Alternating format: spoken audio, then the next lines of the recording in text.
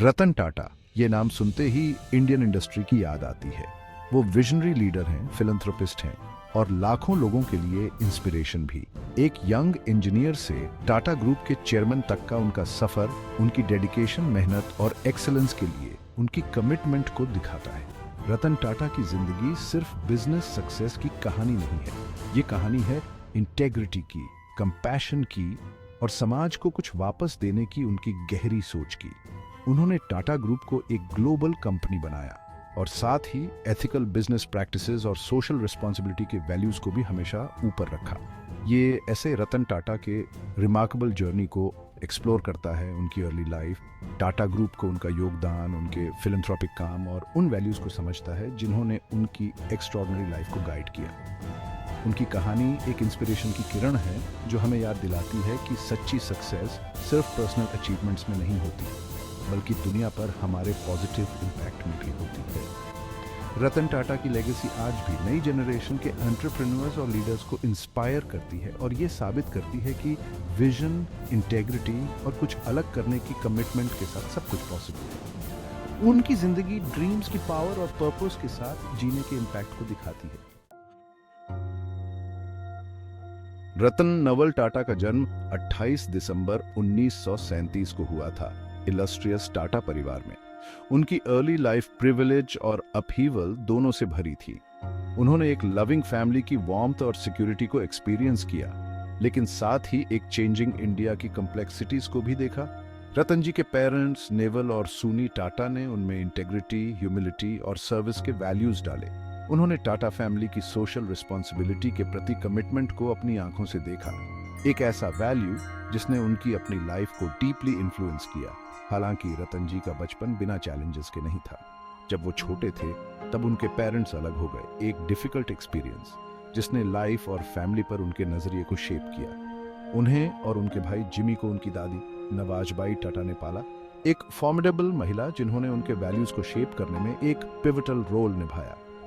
In early experiences ने रतन जी में empathy, resilience और ह्यूमन नेचर की डीप अंडरस्टैंडिंग का स्ट्रॉन्ग सेंस डेवलप किया।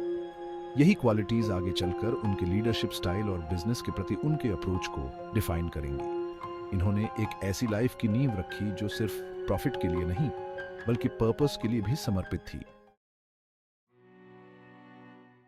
रतन टाटा की एजुकेशन जर्नी उन्हें प्रेस्टिजियस इंस्टीट्यूशंस के गलियारों से अमेरिकन स्टील इंडस्ट्री के बीचों बीच तक ले गई। उनके एब्रॉड एक्सपीरियंसेस ने उनके होराइजन्स को ब्रॉडन किया और ग्लोबल बिजनेस लैंडस्केप की उनकी अंडरस्टैंडिंग को शेप किया। मुंबई में अपनी अर्ली एजुकेशन पूरी करने के बाद रतन जी ने यूनाइटेड स्टेट्स में कॉर्नेल यूनिवर्सिटी से आर्किटेक्चर में हायर स्टडीज की। ये डिसीजन डिजाइन और एस्थेटिक्स में उनकी शुरुआती इंटरेस्ट को रिफ्लेक्ट करता था, पैशंस जिन्हें वो बाद में टाटा ग्रुप के लिए अपने विजन में इनकॉर्पोरेट करेंगे। कॉर्नेल से ग्रेजुएट होने के बाद रतन जी ने लॉस एंजलिस में एक आर्किटेक्ट के तौर पर काम किया और एक ऐसे फील्ड में वैल्यूएबल एक्सपीरियंस हासिल की जो क्रिएटिविटी और इनोवेशन को महत्व देता था। हालांकि उनकी ट्रू कॉलिंग उन्हें वापस इंडिया खींच लाई, फैमिली बिजनेस में कंट्रीब्यूट करने के लिए। 1962 में रतन जी जमशेदपुर में टाटा स्टील प्लांट में टाटा ग्रुप ज्वाइन कर लिया। उन्होंने अपनी करियर की शुरुआत शॉप फ्लोर से की, ब्लू कॉलर वर्कर्स के साथ काम करते हुए स्टील प्रोडक्शन की इंट्रिकेसीज को समझते हुए। इस एक्सपीरियंस ने उनमें डिग्निटी ऑफ लेबर और स्ट्रॉन्ग वर्क एथिक के इंपॉर्टेंस के लिए एक डीप रिस्पेक्ट पैदा किया। टाटा ग्रुप के रतन टाटा की लीडरशिप ने कंपनी के लिए एक ट्रांसफॉर्मेटिव एरा की शुरुआत की। उन्हें एक ऐसा कॉन्ग्लोमरेट मिला जो इंडियन हिस्ट्री में डीपली रूटेड था, लेकिन साथ ही एक रैपिडली चेंजिंग ग्लोबल इकोनॉमी के चैलेंजेस का सामना भी कर रहा था। उनके विजन और स्ट्रेटेजिक एक्यूमेन ने टाटा ग्रुप को ग्लोबल जायंट्स की लीग में प्रॉपल किया। रतन टाटा की सबसे सिग्निफिकेंट अचीवमेंट्स में से एक थी टाटा ग्रुप के ग्लोबल फुटप्रिंट का एक्सपेंशन।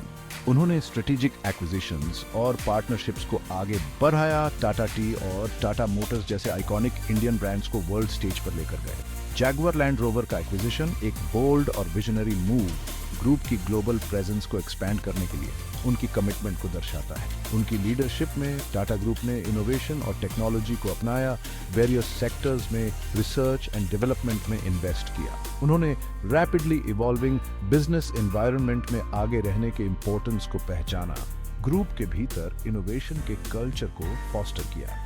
रतन टाटा की लीडरशिप फाइनेंशियल सक्सेस से कहीं आगे तक फैली हुई थी। उन्होंने टाटा ग्रुप के भीतर कॉर्पोरेट सोशल रिस्पॉन्सिबिलिटी का स्ट्रॉन्ग सेंस स्थापित किया, एथिकल बिजनेस प्रैक्टिसेस और सस्टेनेबल डेवलपमेंट पर जोर दिया। उनका मानना था कि बिजनेसेस का समाज को वापस देने और उन कम्युनिटीज की वेलबीइंग में योगदान देने का एक नैतिक दायित्व होता है जिनकी वे सेवा करते हैं।